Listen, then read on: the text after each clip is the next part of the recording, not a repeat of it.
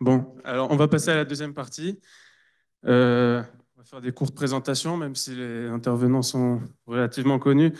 Donc, Eliezer Cherki, orientaliste et expert de l'islam, ancien haut fonctionnaire au ministère israélien de la Justice. Et comment? C'est trop fort? D'accord. Et évidemment, disciple de Manitou, du Rav Lemo Ashkenazi. On a Hana Serrero, qui est ici, et docteur en pensée juive à l'université de Bar-Ilan, spécialiste de la pensée d'André Neher et de l'école de pensée juive de Paris à laquelle appartenait Manitou, actuellement en post-doctorat à l'EPHE et enseignante au lycée Maïmonide de Mikvé Israël à Holon. Le Rav Menachem Ackerman, enseignant au Machon Lev, Rav de l'école de conversion Shorashim, et lui aussi disciple de Manitou. Et enfin, le Rav. Bravo à tous.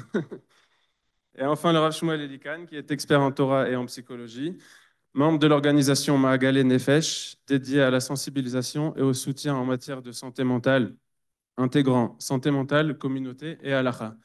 Il est titulaire d'un master sur une personnalité peu connue, le Rav Yosef Shlomo Rofé, sage juif du XVIIe siècle, et auteur d'un livre qui est récemment paru, traitant de questions de halakha et de technologie.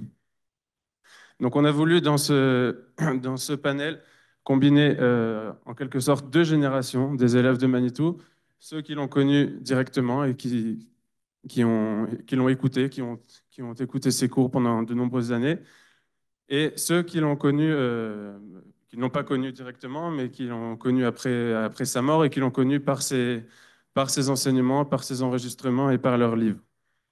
Euh, donc cette partie va se dérouler de la manière suivante.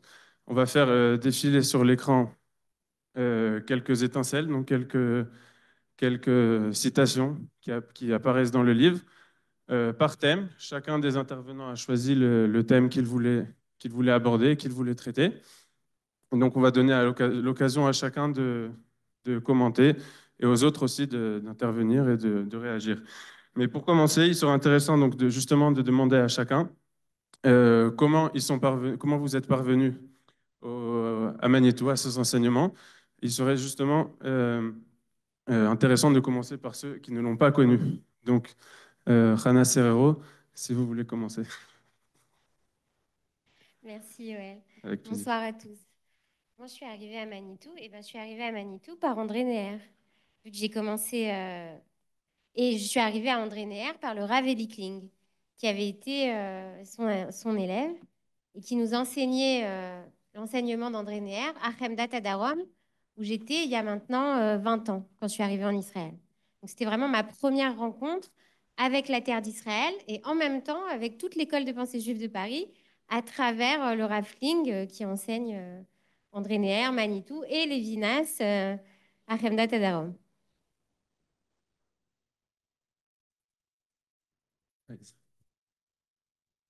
Merci. Euh, j'ai grandi avec des cassettes de Manitou à la maison. Mon père étudiait à Mayanot. Je demandais à mon père, c'est qui le petit Suisse? Il me dit, bah, c'est moi.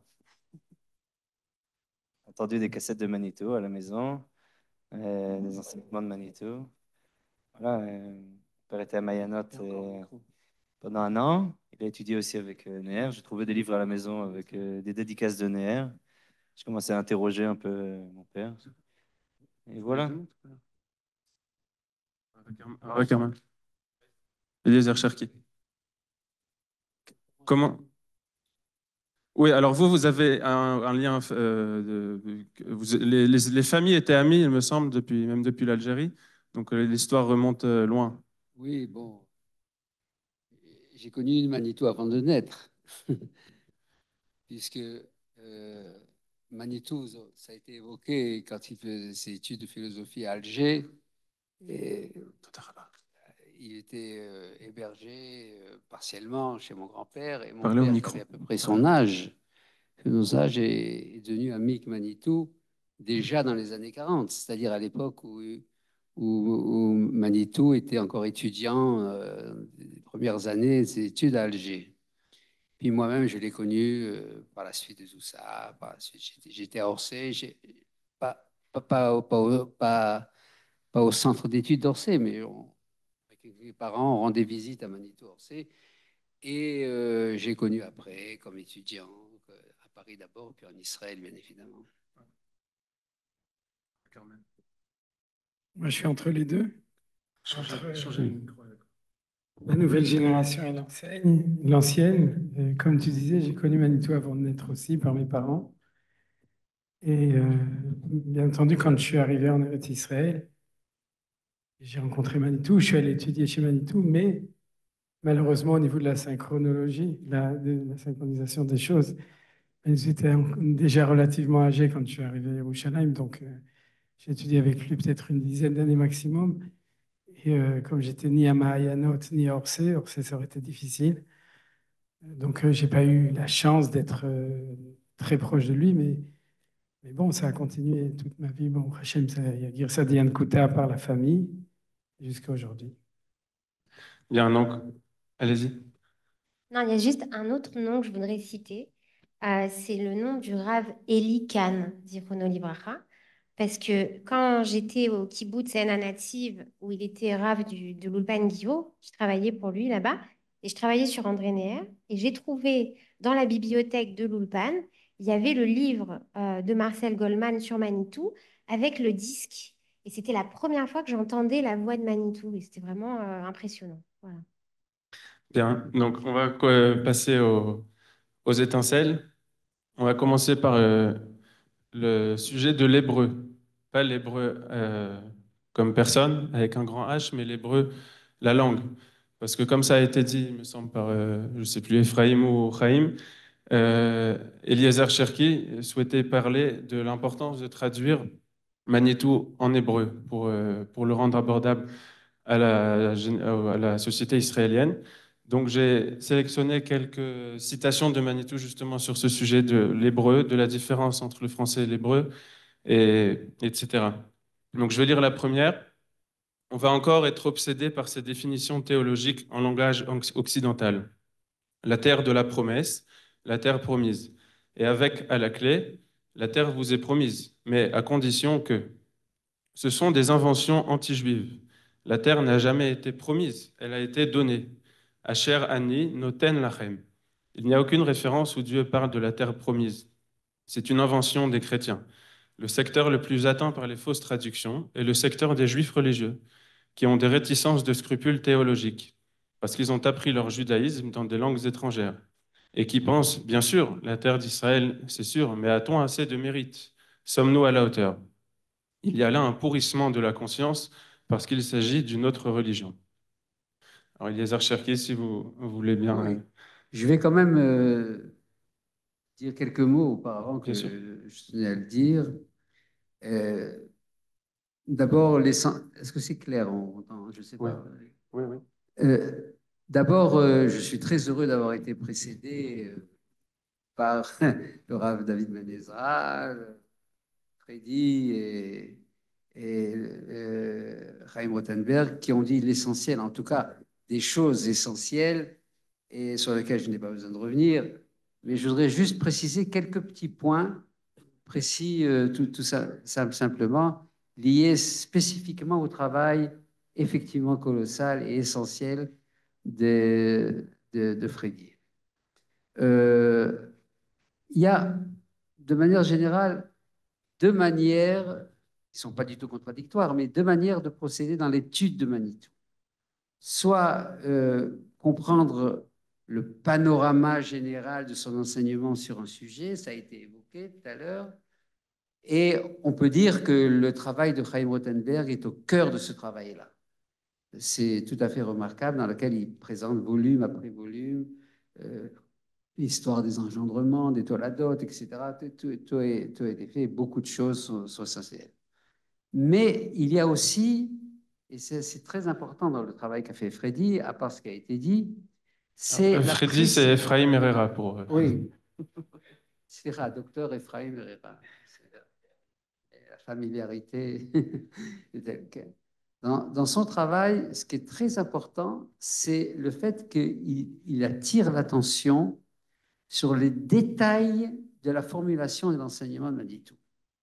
Et c'est quelque chose d'absolument essentiel. Il y a tout le temps chez Manitou, mais particulièrement à un certain moment. Et c'est ces moments-là qui ont été captés génialement par Freddy. C'est ces moments où il résume toute sa pensée, où il résume toute une pensée en quelques mots. Et on est surpris de les découvrir. Et il faut s'arrêter, réfléchir et comprendre de quoi il s'agit.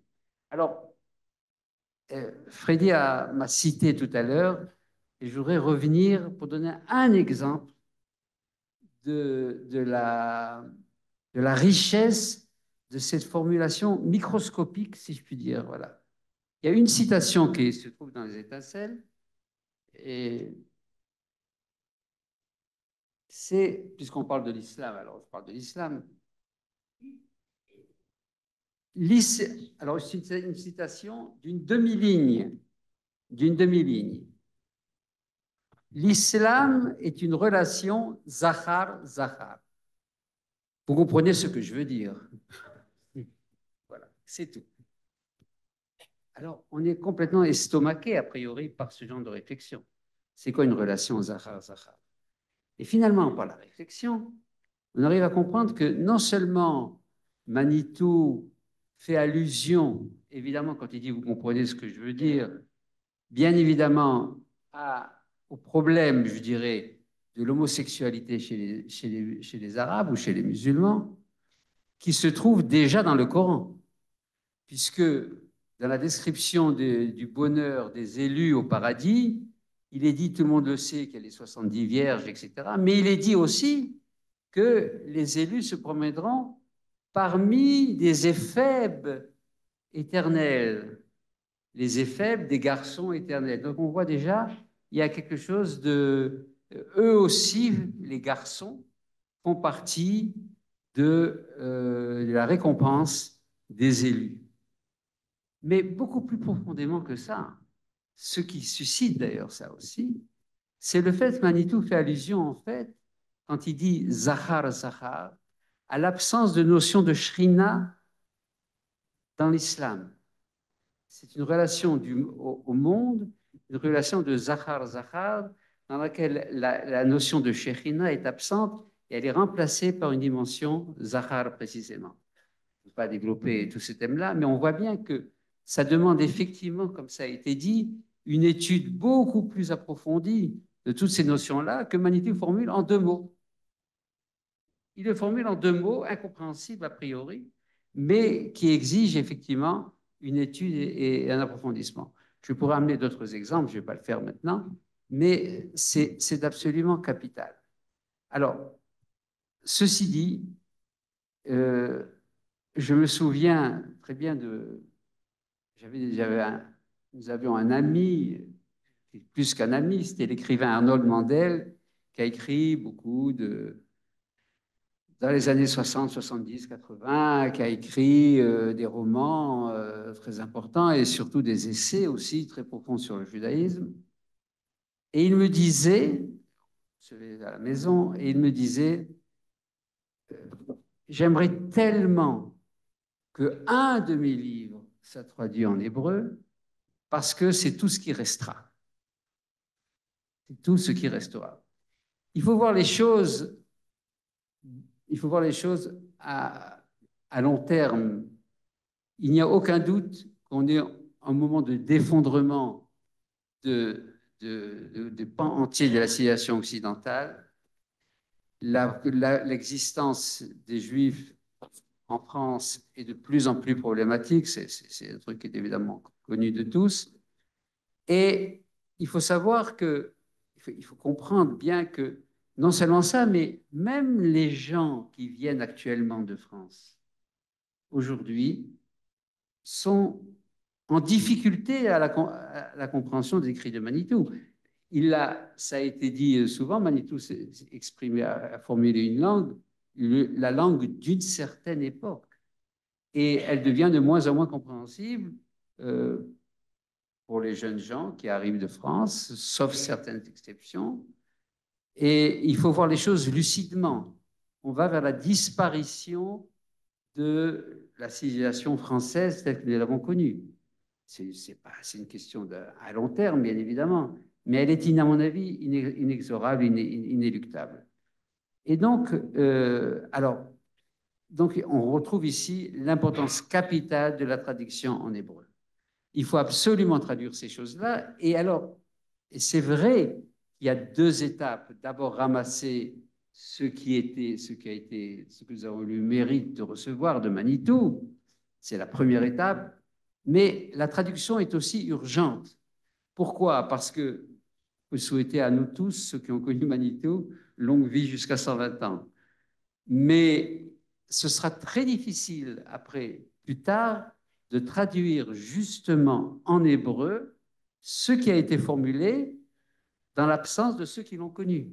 Donc il faut en même temps entreprendre la traduction, elle est capitale, la traduction des textes de Manitou. Alors je voudrais juste dire un mot, c'est très difficile, certains passages sont pratiquement intraduisibles, c'est très connu, mais je voudrais prendre un exemple. Il y a on parle de succès d'importance de l'enseignement et tout. Il y a aussi un phénomène en Israël qui est aussi important, c'est les livres du Rav Zaks. Ils sont aussi traduits de l'anglais et remarquablement traduits. Eh bien, ces livres les mieux traduits, précisément, du Rav Zaks, son commentaire sur la Torah, ont été traduits par un poète israélien spécialiste de la langue qui s'appelle Tzur Erlich. Et il a fait un travail absolument remarquable. À mon avis, il est capital de se faire aider par des maîtres de la langue hébraïque de haut niveau et de travailler avec eux, avec lui ou avec eux, enfin, quelle que soit la personnelle, c'est nous qui devons travailler avec eux pour le guider, pour l'aider à comprendre, parce que des passages entiers seront très rapidement incompréhensibles. Ça, c'est un premier point et qui me paraît tout à fait important. C'est ça que je voulais préciser et dire à propos de l'enseignement de Manitou. Alors, ouais, vous voulez dire un mot sur la notion de terre promise que Manitou rejette dans cette étincelle? Bien sûr, cette notion-là est au cœur de l'enseignement de Manitou. Il le dit tout le temps, il le répète d'ailleurs dans Kimitzion à plusieurs reprises. Kimitzion sont des passages tout à fait exceptionnels. Vous avez un deuxième micro dans la main. Comment? Vous avez un autre micro.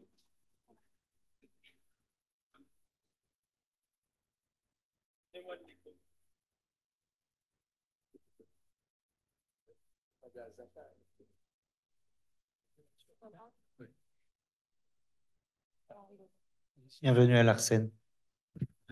L'Arsène? Il est allumé? Non, mais il est pas maintenant. Allumez-le. Voilà. Oui. Donc, dans Kimitzion, Manitou revient à cette notion. C'est très important que ce soit dans Kimitzion parce que Kimitzion est une espèce de résumé extrêmement dense, justement, de tout l'enseignement de Manitou. Et quand il s'agit d'Eretz Israël, il revient sur cette notion capitale que ce n'est pas une terre promise, mais une terre donnée. C'est une notion qui est, même en hébreu, aujourd'hui, et doit être précisée pour être comprise. Alors, on va passer à la deuxième citation qui est intéressante. J'ai moi-même vécu cela à l'échelle individuelle, jusqu'au moment où je me suis aperçu à quel point c'était une histoire de fou.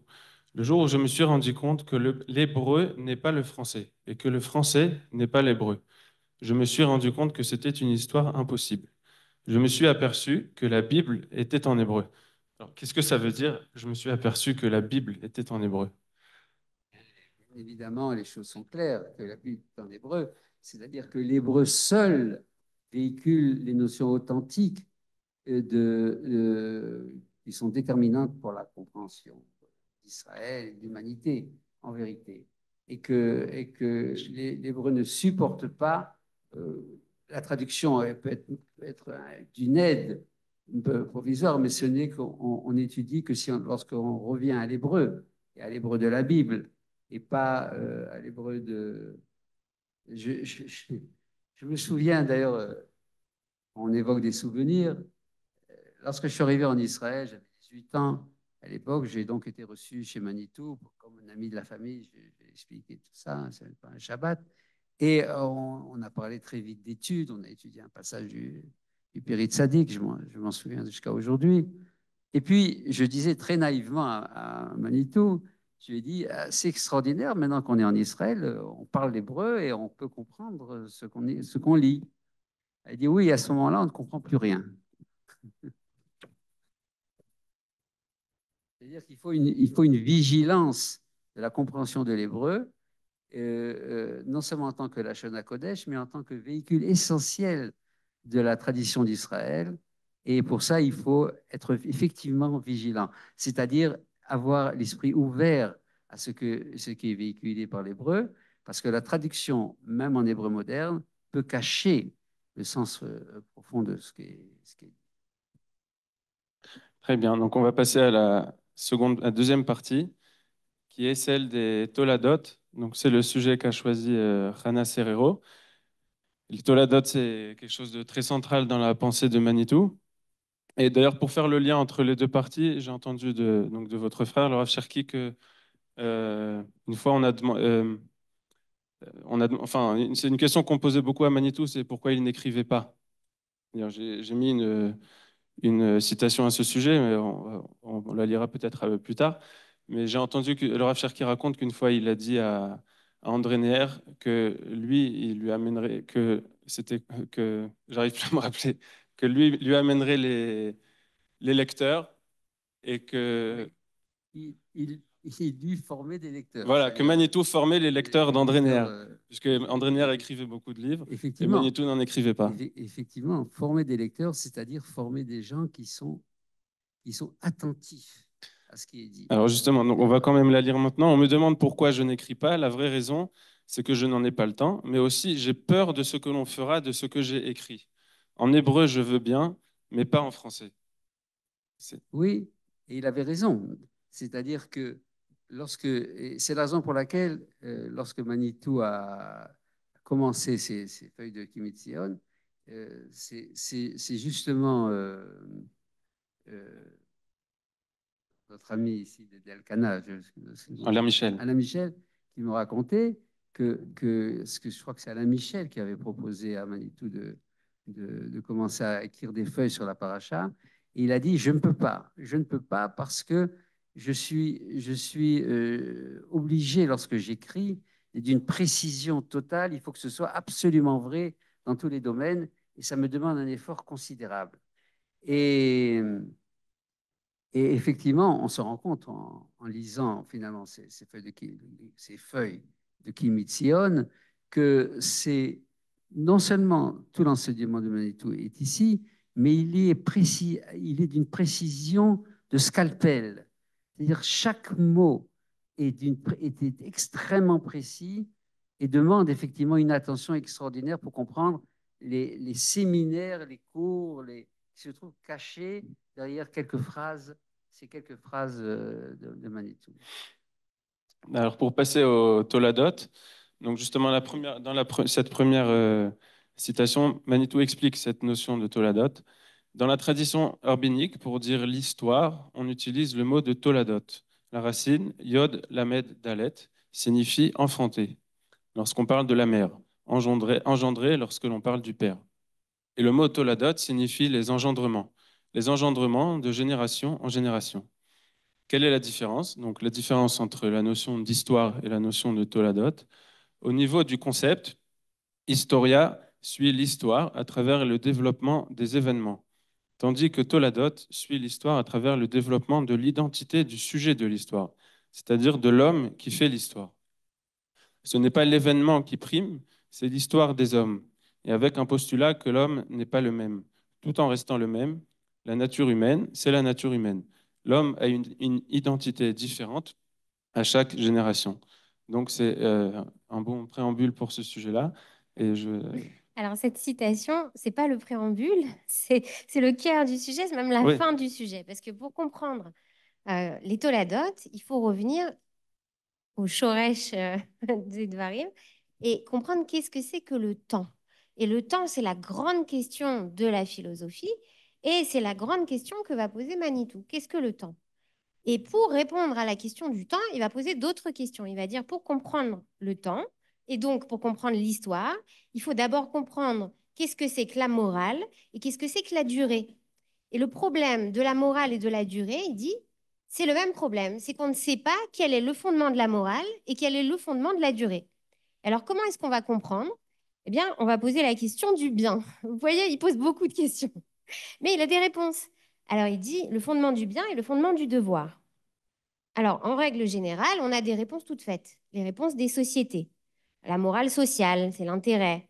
La morale rationnelle, il appelle ça, c'est la raison qui prime. Donc, il fait référence à Kant. Le plaisir, c'est pas vraiment le bien, mais c'est ce qui me fait du bien ou ce qui me fait du mal. Et comme ça, je fixe ce qui est bien ou ce qui est mal. Ou le bonheur de tous, et ce qu'il appelle la morale naturelle. Mais ce qu'il dit, c'est que finalement, personne ne dit que le bien, c'est ce qui est bien. Ils sont tous à chercher une explication, une justification, quelque chose qui vient avant. Mais il dit, le bien qui s'explique par le bien, j'ai pas encore trouvé ça chez un philosophe. Il dit, ici, je le cite, on ne sait pas expliquer le bien par le bien, le fondement du devoir. Alors on dit, c'est bien parce que je le ressens comme bien. Mais il faut poser deux questions. D'abord, pourquoi? Qu'est-ce qui est moral et qu'est-ce qui est immoral? Qu'est-ce qui me fait dire que une chose est morale et une chose est immorale? Et ensuite, quelle est la manière d'être de l'homme? Et c'est là qu'on arrive au temps et qu'on va arriver à l'histoire et au Toladot. La manière d'être de l'homme, c'est la durée. Et l'homme n'existe pas sans durée. Si je ne dure pas, dès le moment où j'arrête de durer, je n'existe plus. Et il dit, contrairement aux objets, les objets, ils occupent le temps et l'espace, dans l'instant. Ils sont reliés d'une manière ou d'une autre à l'éternité. Alors que l'homme, lui, tant qu'il n'a pas existé, il n'a pas vécu. Il n'est pas là. Il n'est pas. Il y a une question d'être ici qui se pose, et c'est là qu'on va arriver à l'identité, justement. C'est la question qui pose. Et d'ici j'arrête d'exister, je deviens un objet. Alors, qu'est-ce qui me pousse? C'est une force de vie. Et c'est ce qui est derrière la durée. C'est finalement la finalité de la durée. Il dit, et pourtant, toute la philosophie entière depuis Platon, elle dit, vivre, c'est apprendre à mourir. Et il y a cette expression en français, tuer le temps. Vous connaissez, il faut tuer le temps, il faut passer le temps. Mais il dit, mais c'est le pire assassinat qui soit de la civilisation occidentale, tuer le temps. En hébreu, bitul zman, c'est une avéra. Bitul zman, on ne peut pas tuer le temps. Et pourquoi on ne peut pas tuer le temps? Pourquoi c'est si grave? Il dit, chez Épicure, alors l'intelligence, c'est justement la manière la plus noble de tuer le temps. Et là, il fait référence aux gens qui font des mots croisés. Il dit, Rasvé shalom, mon Dieu, ils font des mots croisés, parce qu'il faut tuer le temps. Mais revenons aux problèmes liés au temps et à la morale. Il dit, pour les comprendre, il faut un troisième principe. Ce principe-là, c'est le principe dont nous parlait le docteur Herrera tout à l'heure, c'est le principe de Caïn. Pour la philosophie, on est du côté de Caïn, c'est-à-dire qu'on est déjà en plein dans l'identité, dans un homme qui existe déjà. Parce que Caïn, qu'est-ce que c'est? C'est celui qui a été acquis avec l'Éternel. Kaniti ish imachem, c'est ce qu'elle a dit Chava quand elle a eu Caïn. J'ai acquis un homme avec l'Éternel. Donc il est déjà, c'est Descartes en fait. Je pense donc je suis. Descartes dit je suis, j'existe, je suis fini. J'ai, E-S-T, c'est l'être. Et l'être est l'acquis, l'avoir en quelque sorte. En revanche, dans la Torah, il n'y a qu'un seul être, nous dit Manitou. Et là, vous comprenez de la manière dont je parle, la manière dont parle Manitou, c'est exactement la description de ce langage, cette nouvelle langue qu'il invente, qui marie l'université et la yeshiva, et qui permet de faire le pont entre les deux. Et donc, il dit, un seul être existe, c'est l'être de Dieu. Un seul être. En revanche, l'homme, lui, existe. Il est en train d'être, en train de devenir. Alors, qu'est-ce que c'est que ça? S'il est déjà l'homme, alors à quoi sert le temps? À rien. C'est fini, l'histoire est finie. Il n'y a pas d'histoire, justement. On ne va pas arriver au Toladot. Et donc, la philosophie a un problème avec le temps. Elle a un problème aussi avec la morale. Et l'homme de la Bible a une prise de conscience parce qu'il se rend compte qu'il n'est pas encore, qu'il a été créé et qu'il faut qu'il mérite d'être. Et que c'est ce pourquoi il est là, pour mériter d'être un jour. Et c'est pourquoi il est créé dans le temps. L'homme est créé avec le temps.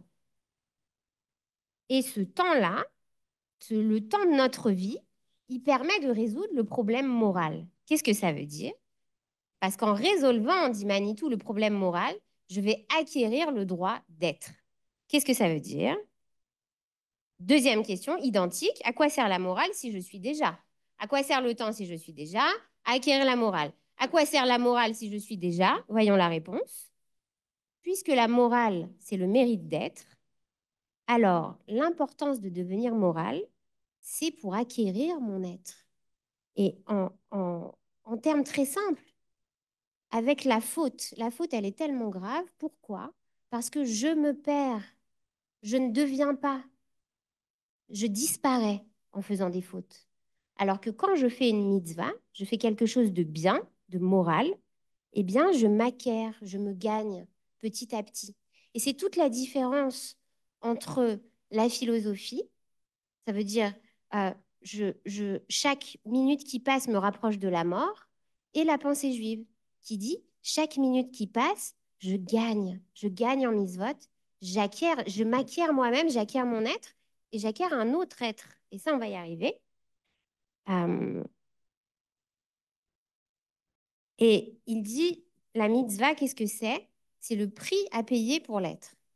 Et là, je pense qu'il paraphrase un petit peu Gide qui disait le prix à payer pour la liberté. Je suis pas sûre, mais s'il y a des tas de références cachées, alors c'est peut-être la même.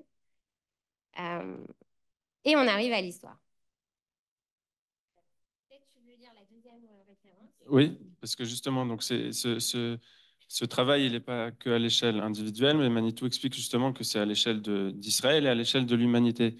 Je lis toute notre histoire à nous les humains est l'histoire d'un effort d'engendrement d'un être qui serait le fils de l'homme, c'est-à-dire l'homme réussi. L'homme qui aurait réussi à résoudre les impossibilités et les contradictions de l'identité humaine qui dure depuis Adam Rishon jusqu'au temps du Mashiach. C'est l'histoire d'une conception, d'un héraïon, donc d'une grossesse, d'un être à engendrer. Et c'est en train d'être engendré dans l'histoire de ceux que nous appelons les hommes, mais qui ne sont que les pères du Fils de l'homme. D'ailleurs, le thème de Hébreu, Ever, Ivri, a pour racine Aïn Bet Resh, qui est la même racine que celle du mot Ubar, qui signifie l'embryon. Tout se passe comme si l'identité hébraïque est précisément cette identité de l'embryon, de l'engendrement du Fils de l'homme. Cela se passe à travers la matrice hébraïque. Et là, le coup de génie de Manitou, l'humanité a fini par le reconnaître. L'exemple le plus spectaculaire, parce que mythifié, est l'exemple que représente l'objet de la foi des chrétiens, qui finalement adore sous forme de mythe cet engendrement du Fils de l'homme à travers la matrice hébraïque, éternellement féconde et éternellement vierge. Alors, cette lutte de l'homme avec le temps, elle est depuis que l'homme existe. Comment est-ce que je vais durer? Comment est-ce que je vais atteindre l'éternité? Qu'est-ce que je vais laisser derrière moi? Des cathédrales, des pyramides, des tours Eiffel, elles vont à un moment donné s'effondrer. Et le grand secret, c'est ces toladotes. Puisque les toladotes signifient à la fois les engendrements et l'histoire, les événements. Et comment les deux vont se retrouver dans l'hébreu, dans ce double sens, eh bien, ce sont ce que Manitou appelle le déroulement de l'histoire, l'intervention de Dieu dans l'histoire, dans les étapes de l'engendrement de l'identité d'Israël. Alors, qu'est-ce qu'il entend par là? Et jusqu'à la réussite, c'est-à-dire le messianisme. Il dit l'homme réalise en lui-même le véhicule de réception des valeurs à réaliser dans cette histoire. Alors, c'est d'abord à l'échelle individuelle et ensuite à l'échelle collective. À l'échelle individuelle, par exemple, Abraham va réaliser la valeur de chesed dans l'histoire, de charité. Et Moïse, lui, Moshe Rabbeinu, va réaliser la valeur de Netzach, l'éternité et également la victoire. La victoire sur temps, vous l'avez compris, Non, la victoire sur quoi? Vous l'avez compris? Sur le temps. Sur le temps. Et donc, cette histoire, c'est la lutte entre l'homme et le temps. Et qui sera le plus fort? Eh bien, quand l'homme est le plus fort, comme avec Abraham, avec Moshe Rabbeinu, et que les valeurs qu'il faut faire passer sont incarnées dans l'histoire, prennent vie, eh bien, on atteint l'éternité. Et c'est le secret du renouvellement des générations. Alors que, à l'inverse, quand l'homme, eh bien, échoue contre le temps, eh bien, il se dégrade et ensuite disparaît. C'est comme les quatre empires du rêve expliqué par le Maharal, qui montent jusqu'à leur apogée pour ensuite disparaître. Et Israël, c'est quoi? C'est une manière d'être homme qui traverse l'histoire et le temps. Netzach Israël, Lo Shaker. Et ce temps-là est un temps qualifié, un temps qui a une qualité. Et à l'inverse d'un temps homogène, donc le temps des nations. Dans la Torah, chaque moment, chaque fête, chaque jour, et apporte déjà en lui l'essence du jour, l'essence de la fête. Et puisqu'on prie justement que chaque chose vienne Beito ou Bezmano. Et ces Toladot-là, pour arriver à l'identité d'Israël, eh bien, elles se font à travers des engendrements, donc des enfants, et puis à travers ces générations qui vont subir eh bien, des mutations, des modifications.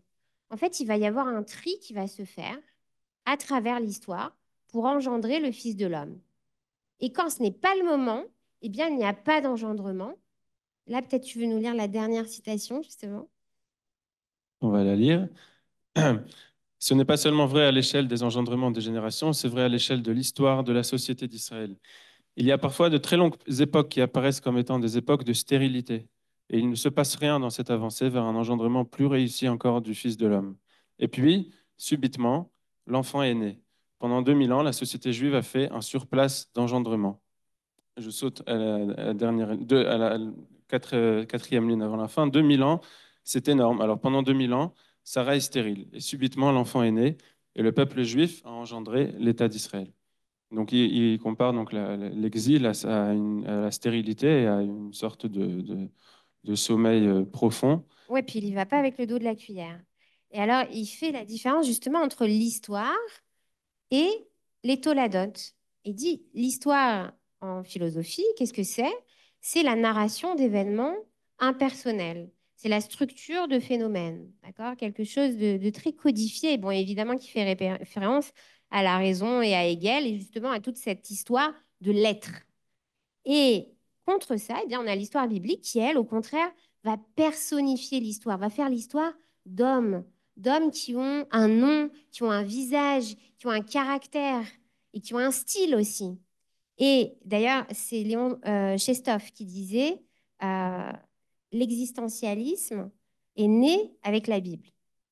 Euh, et les événements qui sont racontés par la Torah sont là pour expliquer comment les personnes vont devenir ce qu'elles sont. Et non pas l'inverse, c'est pas l'histoire des événements. Et qu'est-ce que c'est que cette histoire qu'on nous raconte?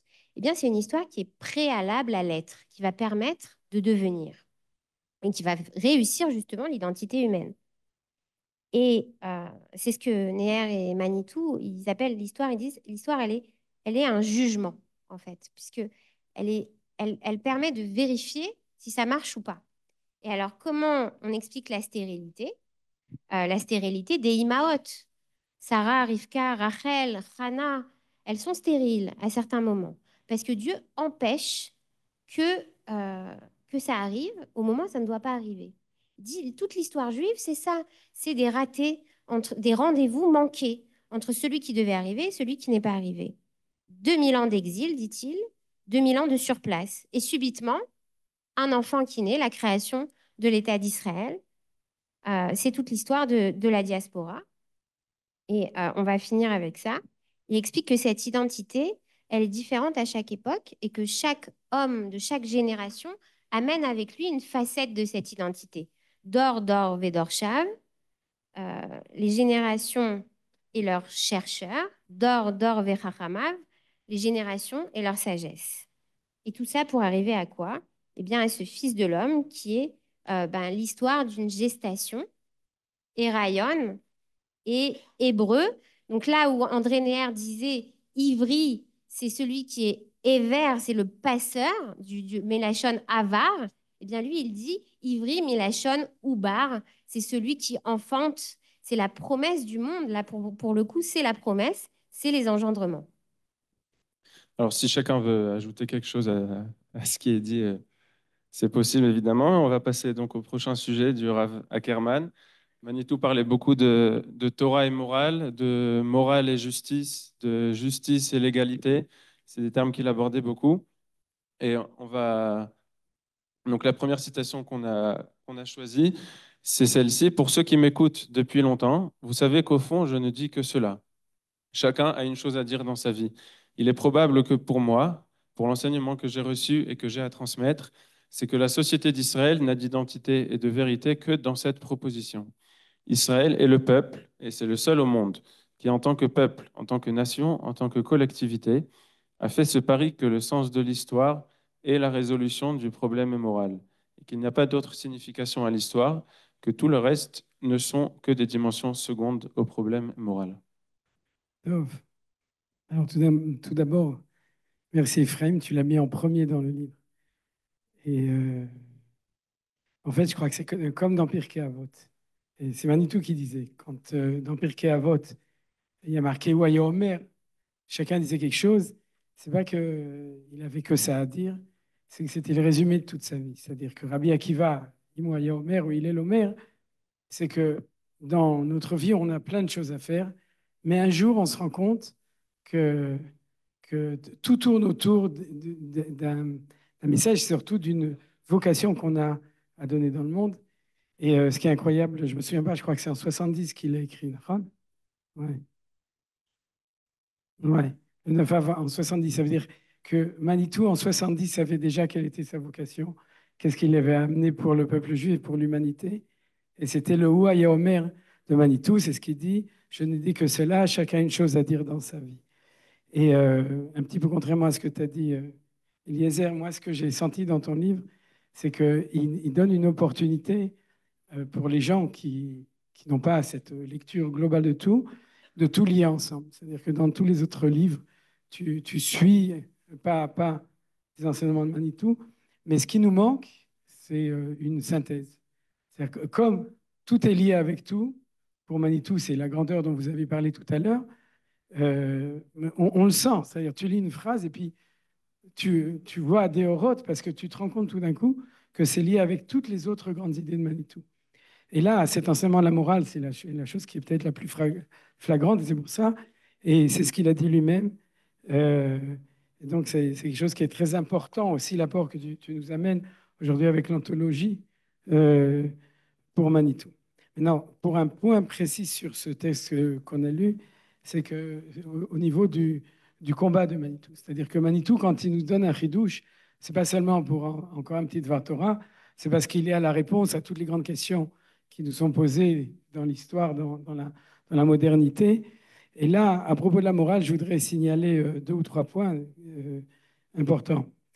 Tout d'abord, c'est parce que actuellement encore, le monde occidental et le monde chrétien, il se bat contre cette affirmation. Je dirais plutôt dans l'autre sens. Manitou se bat contre les affirmations qui deviennent des évidences pour ceux qui n'ont pas la capacité de voir la critique. Alors comment ça se passe? Au niveau du christianisme, on est en plein dedans depuis Simchat Torah.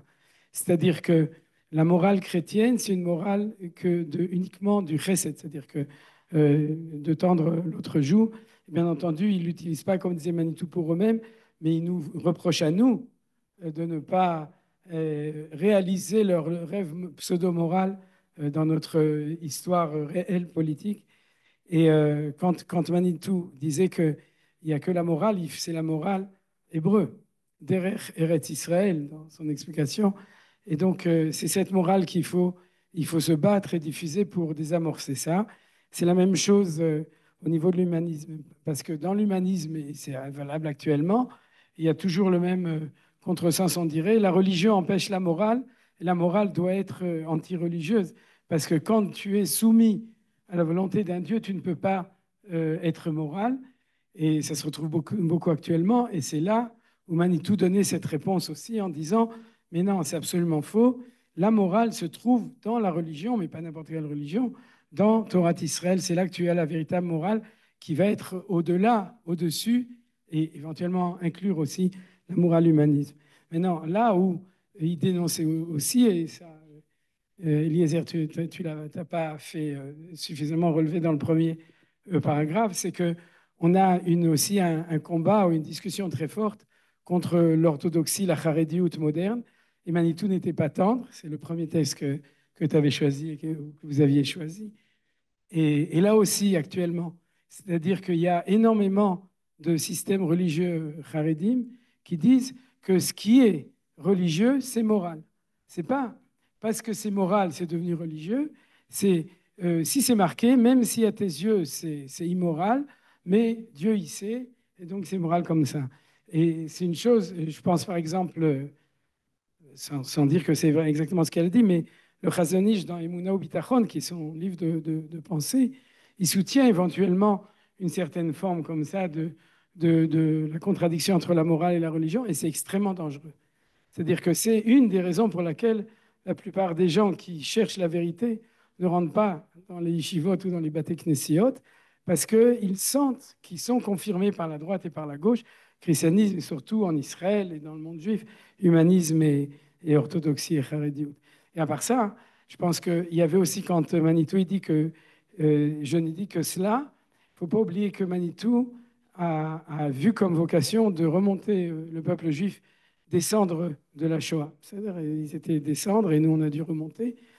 Et c'était un impératif absolu de fixer comme point central de la Torah la notion de morale, parce qu'il n'y a pas de plus grande chilul Hashem dans le sens d'acte immoral que le fait que le peuple juif a été assassiné et qu'il n'y a pas eu de justice, qui fait partie de la morale, après la Shoah. Donc il fallait absolument, devant ce chilul Hashem, expliquer pourquoi Torah Israël, c'est morale Israël. Très bien.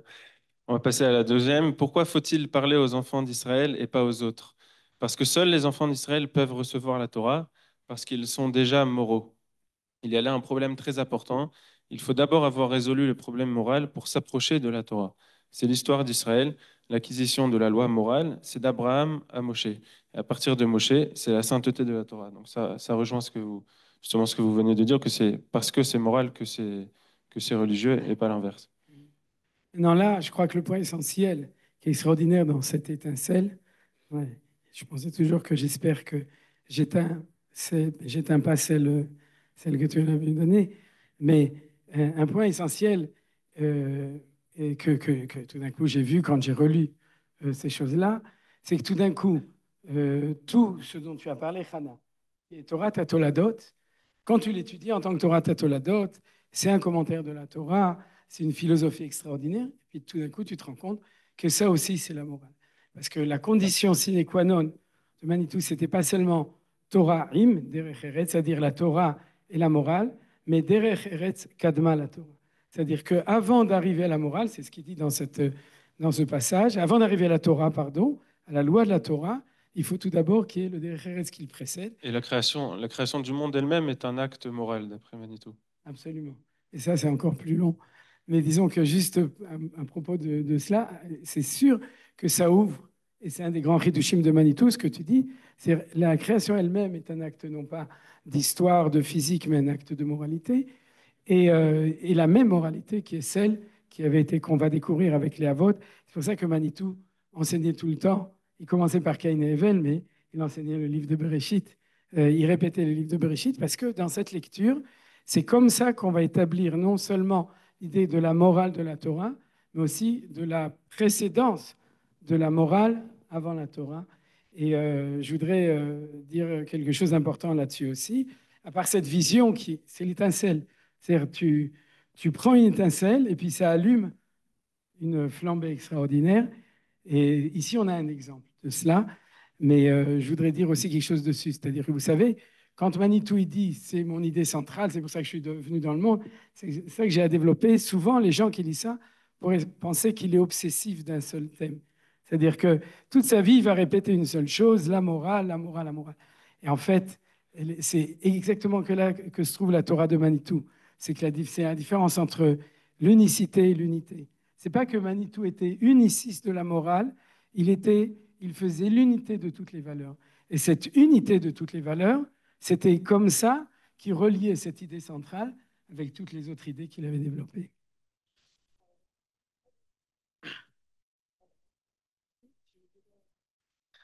Alors, un des génies de Manitou, c'était de savoir confronter les fondements des différentes civilisations. Et c'est ça ce qui était très passionnant dans son enseignement. Et donc, c'est ce qu'on a ramené dans cette dernière citation. Le conflit entre la tradition hébraïque et la civilisation romaine a porté là-dessus essentiellement. Pour la tradition hébraïque, et c'est l'enseignement des prophètes, c'est la moralité elle-même qui s'érige en légalité. Alors que pour la civilisation romaine, c'est la légalité qui devient la moralité. Wow, ça, c'est un passage extraordinaire. Baruch Hashem, beaucoup de gens le connaissent. Cette dernière phrase de Manitou, c'est un dicton. C'est plus qu'un enseignement, c'est quelque chose d'extraordinaire. Et comme le temps passe, je voudrais uniquement en parler à propos de l'actualité. C'est-à-dire qu'il y a des implications sur la civilisation occidentale, des implications sur le christianisme qui a séparé fondamentalement l'Église et l'État depuis le début, puisqu'il fallait rendre à César ce qui appartient à César, c'est-à-dire séparer comme dans le droit romain la loi de la moralité vue du côté du christianisme. Mais ce que je voudrais signaler, c'est ce que Manitou disait il y a de ça plus de 25 ans, puisqu'il est mort il y a plus de 25 ans, et on ne dit pas qu'il est encore vivant. Il est mort, mais son enseignement, Tzadikim Mitatam Kurim Chaim, et la preuve, c'est qu'on est ici, c'est que son enseignement, non seulement il vit, mais il est Oler Vegadel, grâce à la traduction, comme tu as dit en ivrite, et la diffusion dans le milieu israélien, qui n'est pas en voie de disparition. C'est-à-dire la culture française des Français en voie de disparition, mais la culture de Manitou en Israël, elle est en développement absolument incroyable. Ça pousse de plus en plus. Mais si on regarde aujourd'hui, il y a plus de 25 ans, ce que Manitou dénonçait déjà, c'était la maladie du Beth Mishpat Elyon, de toutes les instances juridiques en Israël. Et il disait, ils sont malades de quelque chose. Ils ont été fondés par des Chachamim, en général qui venaient de Berlin ou de Vienne, c'est-à-dire d'Allemagne, et qui ont construit tout le système juridique sur le droit romain et pas sur le droit hébraïque.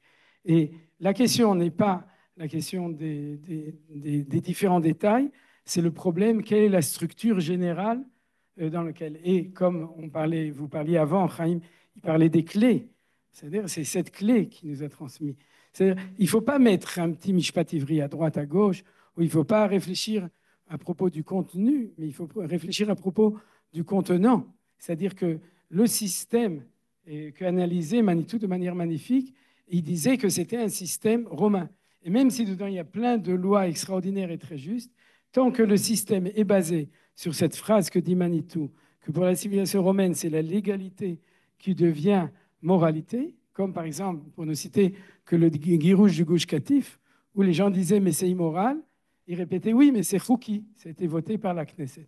C'est-à-dire, c'est un scandale, et malheureusement, si on n'avait pas Manitou, on serait désamorcé, on ne saurait pas forcément comment comprendre, non pas l'argument, mais le fondement général des choses. C'est cette grandeur extraordinaire de Manitou de nous donner ces clés pour pouvoir analyser les sources du système, pour pouvoir le transformer comme il faut, pour influencer dessus de fond, ou bien tout simplement le changer avec quelque chose qui sera meilleur, qui sera basé sur le système de la Torah, le système hébraïque comme système de justice en Israël.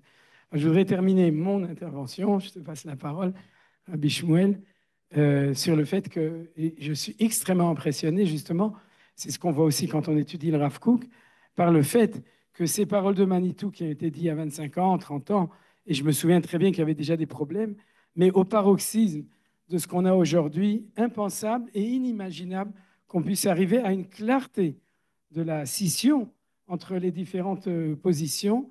Et tout ça a été transmis. C'est ce qui fait qu'un chacham, un vrai chacham, c'est ce qu'on appelle un roé, un ochia roé, c'est quelqu'un qui a une vision qui transcende l'interprétation contextuelle du temps, du moment où il est, mais qui, dans son analyse, est capable de nous nourrir aussi après une génération, 25 ans, c'est une génération, donc on passe la parole à la génération suivante. C'est un... Et c'est un sujet qui préoccupe beaucoup Israël, mais aussi une bonne partie de l'Occident, les relations entre le politique et la justice. Quand j'ai demandé au Rav Shmuel Elikan de quoi il voulait parler, il m'a dit, je voudrais parler de Manitou et de psychologie. J'ai essayé de trouver des citations, j'ai eu beaucoup de mal, mais finalement, il m'en a envoyé plus que prévu. On va en traiter quelques-unes et elles sont vraiment très intéressantes. La première est la suivante. J'ai appris du professeur Baruch, donc Shmuel Elikan voudrait parler justement de la relation entre Manitou et le professeur Henri Baruch. Donc Manitou dit, j'ai appris du professeur Baruch que quand quelqu'un sait qu'il est malade, on peut l'aider à se guérir. Mais s'il ne sait pas qu'il est malade, s'il n'arrive pas à prendre conscience qu'il est malade, il n'y a pas d'espoir. Et là, dit Manitou, c'est la même chose pour l'exil. Quelqu'un ne sait pas qu'il est en exil alors qu'il l'est, c'est qu'il est 100 fois en exil. S'il n'arrive plus à diagnostiquer le caractère anormal de cette dépersonnalisation, c'est qu'il est déjà à un stade très grave. Et c'est peut-être cela le vrai exil. Déjà, merci beaucoup. Merci pour les citations et pour la sortie du livre. J'ai trouvé que Manitou cite au moins 2 fois et demi le professeur Baruch, 2 fois en son nom, 1 fois sans le citer. Je ne sais pas qui parmi vous connaît le professeur Baruch en levant le bras. Ouais, quand même quelques-uns. Ouais, bah, c'est très bien. Bon, mais c'est bien. Euh, J'aimerais vous dire, je ne sais pas si vous savez, que le professeur Henri Baruch, qui est décédé en 1999, il est né en 1897, pour ceux qui ne savent pas, il a inventé un concept qui s'appelle la psychiatrie morale. La psychiatrie morale. C'est un concept qui, aujourd'hui, petit à petit, on y revient. J'ai vu d'ailleurs un article qui est paru en 2019 d'une chercheuse qui s'est dit, ah, peut-être il y a quand même des fondements de son temps. Il a été pris pour, bon, ça peut arriver chez les psychiatres, mais pour un fou. Ça veut dire, il a pas été considéré de manière très sérieuse, même si beaucoup ont considéré sa vision de l'histoire, sa vision de l'histoire de la psychiatrie. Mais il avait des thèses comme quoi, par exemple, il peut y avoir des bactéries qui agissent au niveau de la digestion, qui sont peut-être des causes de troubles psychiques. Et les gens le disent non, mais c'est pas possible, c'est n'importe quoi. Et aujourd'hui, petit à petit, en 2019, là, il y a un article qui est paru d'une chercheuse en psychiatrie qui a dit ah, mais peut-être qu'il n'avait pas tort, il faudrait qu'on revienne à ces thèses-là. Et petit à petit, on revient à ça. Et lui, une des grandes choses qu'il a faites, c'est qu'il a lutté contre la psychanalyse. Il a dit c'est pas. Son père, c'était un aliéniste. C'est comme ça qu'on traitait les psychiatres à l'époque, les aliénistes, et ceux qui traitaient des aliénés. Les gens qui sont aliénés, qui sont différents, qui sont autres, qui sont dans des asiles à l'extérieur de la ville. Et son père, c'était un grand aliéniste. Et lui, il était contre ce terme-là. Il était contre ce terme. Il a dit, il faut voir les gens face à face. Ce qu'on dit en hébreu, begova einaim, c'est-à-dire vraiment à hauteur Dieu, à hauteur de visage, considérer l'autre comme il est, et puis déstigmatiser la maladie. Et il disait qu'il y a des troubles moraux. Et il est revenu grâce à ça à la Torah. Et pendant la Shoah, c'était très difficile. C'était aussi une des raisons pour lesquelles il s'est rendu compte de manière notoire qu'il fallait revenir à cette psychiatrie morale. Et Manitou a étudié avec lui. Il le cite plusieurs fois. Il dit, on a entendu du professeur Baruch, on a étudié avec le professeur Baruch. Je ne sais pas à quel point quelle était leur relation exacte, mais Manitou, il reprend ces concepts-là. Ici, par exemple, il dit que le fait même de prendre conscience de la maladie, c'est le premier pas pour se guérir. Alors, à l'époque, en tout cas, ce n'était pas quelque chose qui était forcément admis. Et il y a une prise de conscience qui doit être faite. Il y a quelque chose qui doit être mis en place. Et il dit, Manitou, c'est la même chose pour l'exil. C'est-à-dire, le plus grave dans l'exil, c'est qu'on n'a même pas conscience qu'on est en exil. Quand des gens nous disent non, mais il n'y a pas de galoute, ou on est encore en galoute, l'état de galoute, c'est un état constant. C'est en réalité ne pas prendre conscience de l'exil, c'est-à-dire ne pas comprendre la différence entre galoute et Géoula. Quelqu'un qui ne comprend pas la différence entre en dehors d'Israël et Israël, entre le fait qu'il y ait un État ou qu'il n'y ait pas d'État, entre le fait qu'il y ait une essence juive qui est différente, une identité juive qui est hébraïque, qui est différente en Eretz Israël qu'en Chutz La'aretz. Alors, il ne se rend même pas compte du fait de l'exil. Et ça, c'est un exil qui est très profond. C'est-à-dire, c'est le fait même d'être perdu, on est en perdition, et c'est ne pas être conscient de de soi-même. Et en fait, cette prise de conscience, c'est une traduction psychique. Et regardez le terme que Manitou utilise dans cette étincelle extraordinaire. Il dit, s'il n'arrive plus à diagnostiquer le caractère anormal de cette dépersonnalisation, c'est déjà qu'il a un stade très grave. On a une dépersonnalisation quand on est dans l'exil. Il y a quelque chose de virtuel qui se fait où on est dépersonnifié et dépersonnalisé. C'est-à-dire qu'il y a quelque chose qu'on on n'est plus, on n'est plus dans notre propre corps. Et c'est bon, il se fait tard, je ne vais pas trop vous développer trop cette idée, mais l'idée, c'est qu'il y a vraiment quelque chose qui est difficile. C'est-à-dire que le fait même de prendre conscience de qui on est, c'est ça qui est important. Et Manitou continue, bon, je ne sais pas si... il dit par ailleurs, au nom du professeur Baruch, que c'est le problème des chrétiens, que Jésus a dit, bon, moi je suis le Fils de Dieu. Et il a pris ça comme... Lui, s'est personnalisé trop. C'est-à-dire qu'il a pris ça comme notion en disant, bah, si on est les fils de Dieu, Bani Matem Lachem Elokechem, bah, c'est moi le fils de Dieu. Et donc voilà, c'est bon, il s'est affilié toutes les vertus du peuple d'Israël. Et automatiquement, il est devenu une personnalité extraordinaire, mythifiée. Et Manitou dit, bah, nous, on est anti-sémites. Ouais. Ouais. Alors, c'est ça l'idée. Et finalement, dès qu'on arrive à cette idée-là de mythe, on n'est plus dans le midrash, on n'est plus dans la capacité de vraiment entendre la parole divine. Et finalement, il y a un risque dans la dépersonnalisation d'une part, et il y a un risque dans l'hyperpersonnalisation d'autre part. C'est le risque de la galoute et c'est le risque du faux messianisme. Et ce sont deux risques que Manitou voit de manière psychique, en analysant le psyché de l'homme, en analysant l'âme de l'homme. Alors, la deuxième citation, c'est Elle est très intéressante parce que Manitou aborde, entre guillemets, l'approche psychologique de Chazal et de la Halacha. Il dit la chose suivante: la loi de la Torah écrite se formule pour l'homme de bonne foi. Elle prend comme postulat que celui qui va s'enquérir des enseignements de la Torah est de bonne foi. Tandis que la Torah orale tient compte de la psychologie de l'homme, c'est-à-dire qu'il peut être de mauvaise foi. La manière dont une loi est formulée dans la Torah écrite est que celui qui l'écoute n'a pas l'intention de tricher, qu'il veut réellement savoir comment il faut faire. Sa formulation s'adresse au tzaddik, tandis que la législation pratique établie par la Torah orale tient compte du fait que celui à qui elle s'adresse peut être de mauvaise foi. Je ne sais pas si vous êtes au courant des discussions qu'il y a eu au fil des générations parmi les décisionnaires et les exégètes pour savoir quelle était la différence entre la Torah orale et la Torah écrite et la place de la Torah orale, etc. On peut écrire des livres entiers là-dessus. Ici, Manitou dit en une phrase des choses qui sont assez révolutionnaires et qui résument énormément de choses. J'ai pensé à ça, qu'en fait, ce livre-là, ça peut être un livre d'aphorismes où chacun, je vous conseille de le faire. Prenez une citation, une étincelle, et allez avec ça toute la journée. Une journée entière, voire une semaine. Prenez l'étincelle, vous restez avec. C'est un exercice extraordinaire. Par exemple, là, il dit quoi, Manito? Il dit, la Torah orale tient compte de la psychologie de l'homme, alors que la Torah écrite, non. Ça veut dire quoi? La Torah écrite ne tient pas compte de la psychologie de l'homme. De quoi il s'agit?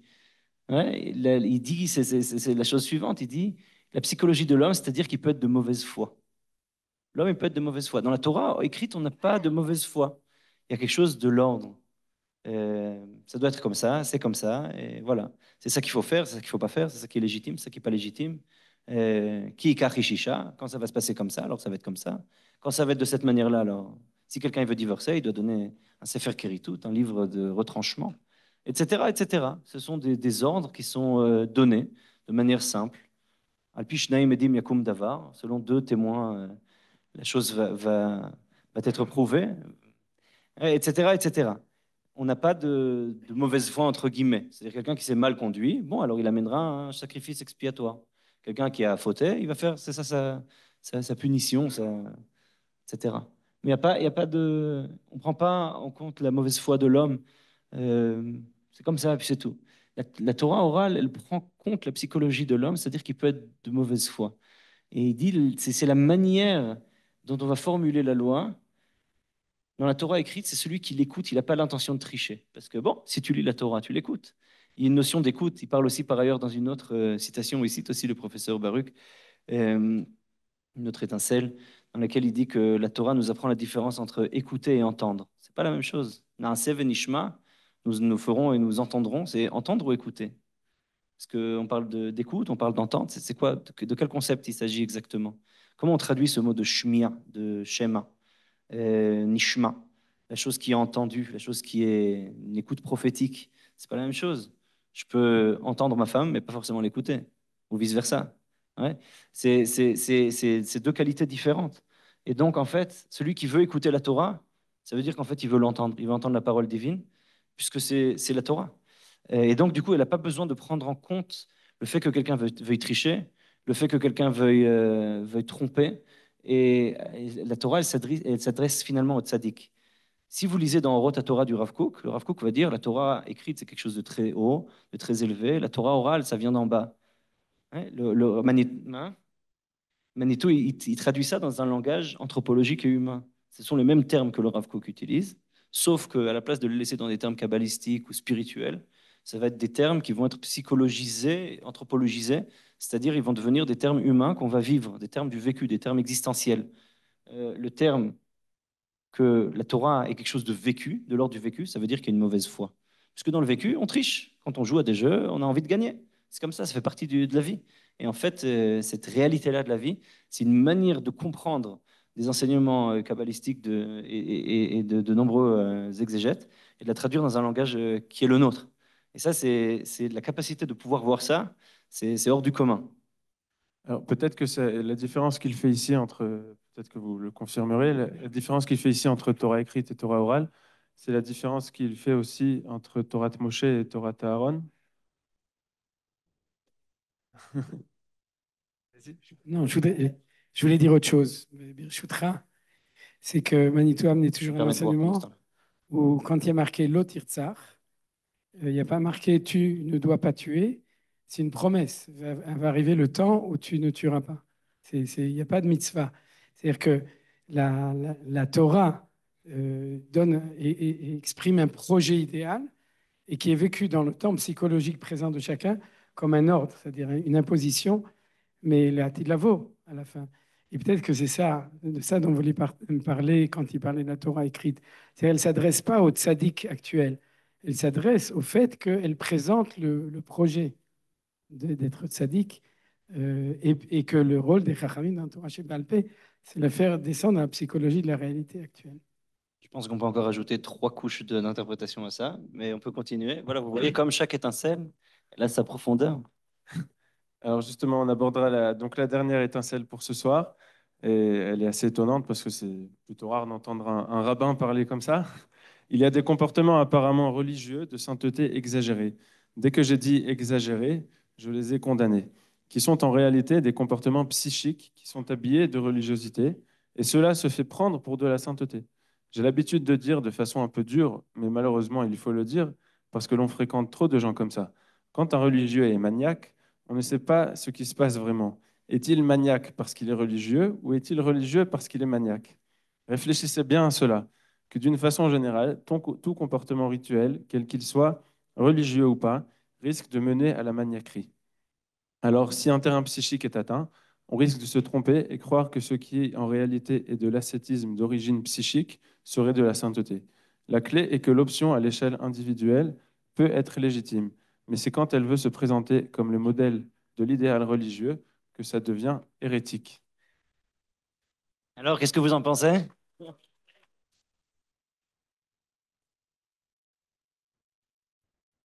C'est ce qu'il disait Manitou. C'est le problème du hassid ascétique. Manitou disait que la femme du chassid, c'est la chassida. La chassida anafal emina. Ouais. C'est un animal impur, la chassida. Il faut essayer de comprendre qu'est-ce que ça veut dire. C'est quoi cette histoire-là? J'ai rencontré un chercheur britannique qui est spécialiste de troubles obsessionnels compulsifs et religieux, ce qui s'appelle obsessia religiosa. D'accord? C'est le terme technique. Et lui, il a fait des recherches là-dessus. Et comment on peut savoir si une personne elle est obsessivement compulsive de manière religieuse ou pas? Est-ce que c'est lié, par exemple, à un Admour qui fait Avdallah pendant 20 minutes? Est-ce qu'il le fait parce qu'il a un TOC ou est-ce que c'est vraiment de sa ferveur? Et comment on peut savoir? C'est quoi la différence? Il a fait une recherche là-dessus. Non, mais c'est très sérieux. Il a fait une recherche pendant plusieurs années.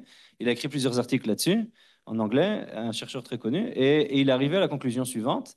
Il a dit si la personne n'arrive pas à s'arrêter, c'est un trouble obsessionnel compulsif. Si elle arrive à s'arrêter, on lui dit, je sais pas, par exemple, il y a une azaka ou peu importe, hein, il faut y aller ou il y a autre chose à faire, et il s'arrête, c'est que c'est la ferveur religieuse. Et ce qui est très intéressant dans la citation de Manitou, c'est qu'il dit que c'est une différence entre l'aspect individuel et l'aspect collectif. À partir du moment où on impose ça de manière collective, alors c'est quelque chose de très dangereux. C'est quelque chose d'hérétique. Hein. Il y a quelque chose de l'ordre de la kfira, c'est-à-dire que c'est le but de la Torah Drachea darchei noam, ces voies sont des voies de paix, ces voies sont des voies bonnes qui sont censées nous rendre meilleurs. Et c'est pas possible que la Torah nous rende maniaques, elle nous rende nerveux, elle nous rende des personnes qui sont obsessionnelles, qui sont pas dans un état psychique normal. Le but de la Torah, c'est de nous rendre des personnes meilleures finalement. Et parce qu'on on fait la volonté divine, et quand on se rapproche de la volonté divine, alors forcément on devient de meilleures personnes puisqu'on se rapproche de la volonté divine. Donc c'est pas possible qu'il y ait quelque chose d'antithétique à la base. C'est pas possible qu'à un niveau collectif, ça puisse arriver. À un niveau individuel, c'est possible. Et en réalité, le Maïmonide, il dit déjà ça dans le Guide des Égarés. Il dit c'est possible qu'il y ait des lois qui sont très bonnes pour la majorité et qu'il y ait une personne de manière individuelle à qui ça nuise. Mais de manière générale, les lois doivent être bonnes. Et en fait, finalement, Manitou, il reprend ça, mais il le dit dans des termes particuliers qui lui sont propres et qui sont aussi liés à cette vision-là anthropologique et sociologique qui s'est développée à l'école parisienne dans ces années-là, avec Durkheim, etc. Où on fait une différence, Gustave Le Bon, on fait une différence entre la psychologie des foules et la sociologie des masses plutôt que des individus. Il y a une différence entre l'individu et le collectif. Et cette différence-là, de laquelle le Rav Kook parlait aussi, mais il l'a traduit dans des termes psychologiques, c'est-à-dire que le fait religieux, en tant que fait religieux, il ne peut pas nous amener à un comportement qui est nuisible ou mauvais ou même nerveux. Il y a quelque chose de calme, quelque chose j'avais entendu une fois le professeur Javier Bedaya qui disait que la définition du judaïsme séfarade, c'est Yahadut im Nachat. C'est du judaïsme avec, comment on traduit Nachat, je ne sais pas. Intraduisible. Yahadut im Nachat. C'est-à-dire, on va prendre le verre de thé avant de faire Patach Eliyahu et on va faire. C'est pas minche, minche, minche. Ouais, on va tranquillement, on va commencer la file. Ça, c'est la définition des. Et il y a quelque chose de cet ordre-là chez Manitou, il y a quelque chose où il retraduit cet événement, enfin cette identité nord-africaine. Il va la retrouver aussi chez Gordin d'ailleurs et chez d'autres, où il va dire il y a quelque chose de cet ordre-là. La Torah, elle doit être avec un nachat, avec un ishuvadat, avec une conscience qui soit accalmée et qui ne nous amène pas à un état nerveux. Et je pense que c'est quelque chose qu'il faut garder ça quand même aussi, parce que ça fait aussi partie de cet enseignement. Je crois, vous avez parlé, Chaim a parlé tout à l'heure du renouveau de Manitou chez les jeunes. Je pense que ça fait partie aussi de cette volonté-là. Il y a beaucoup de jeunes aujourd'hui qui veulent un judaïsme qui soit calmé, apaisé et qui ne soit pas si nerveux.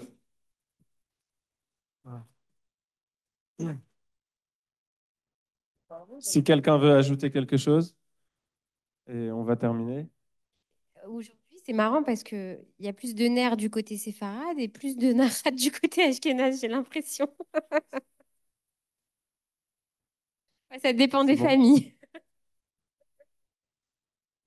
Bon, alors merci à tous. Merci à Hana Serrero, Eliezer Cherki, Menachem Ackerman, Shmuel Elikan, Ephraim Herrera, Chaim Rothenberg, Alain Michel et Joël Benamou.